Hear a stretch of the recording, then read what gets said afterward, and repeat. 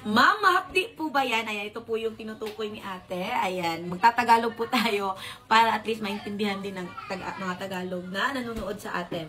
Ayan mga kahamis, yung ating 5-in-1 po, papakita ko sa inyo kung paano siya agad gamitin. Hindi po ito mahapdi. Ang mapipil nyo lang po is malamig sa muka. And meron din nagtatanong if pwede ba siya sa mga lactating mom and buntis. Yes, pwede po siya. Paano nga ba siya gamitin? Una, unique po ito kasi uunahin po yung ating toner. Ayan, una, mag-toner po kayo. Ayan, hindi po ito nagbabakbak, walang peel-off effect, and hindi po ito again mahapde. Malamig lang po ito sa muka. Ayan. Una, mag-toner po. Talagang toner na toner po, yung gaganituhin talaga. Para tanggal po yung mga dirt sa muka. And natatanggal po talaga yung mga oil, kung oily po kayo, yung mga dumi. Ayan. Sobrang lamig po nito sa mukha, mga kahamis. Ayan.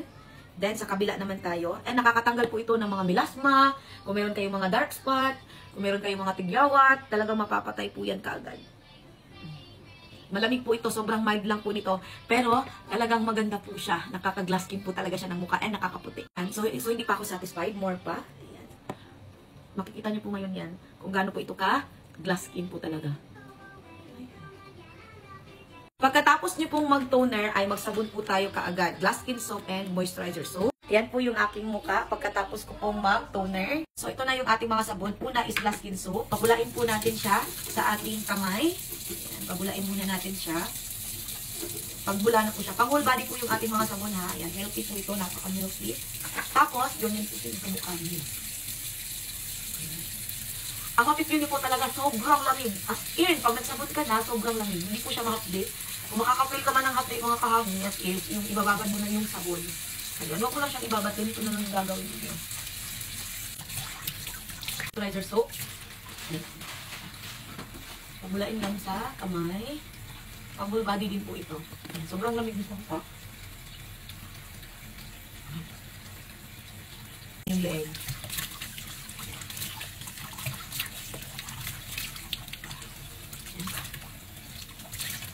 And then, nakakatanggal din po ito ng mga dead skin, mga dry skin. Ayan, nalulugod ko po yung mga dry skin ko po.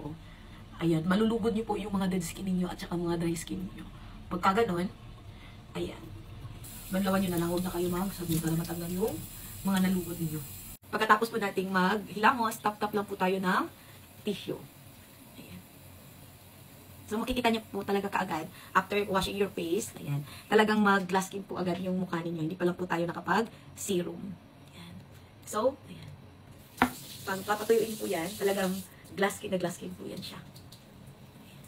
Hindi, wala pa lang po tayo nilagay. And, hindi ka makakapil ng hapdi once na nag-toner ka po. Ayan.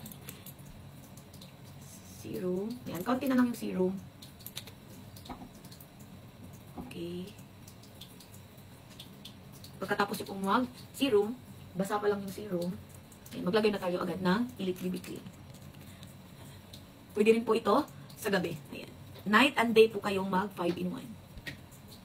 Easy to blend po ito.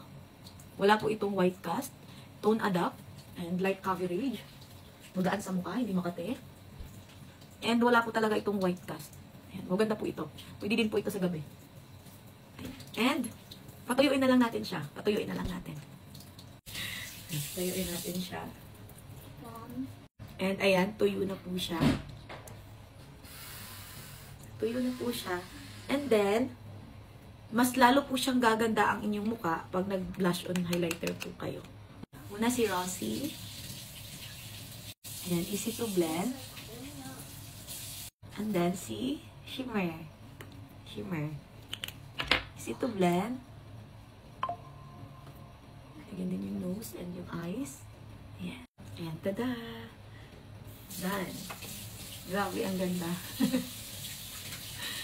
Must try po. Ang ganda po nito. 2 days lang po, makikita nyo na po agad na talagang mag-glass skin, mag-glow, mag-fresh po yung mukha ninyo. Perfect po ito sa mga haggard. Ayan, dahil maraming problema. And gaganado ka talagang mag-apply nito kasi every time you use it, every time you apply it, talagang ganito po siya. Glass skin. And no need na mag-makeup. Lip tint na lang.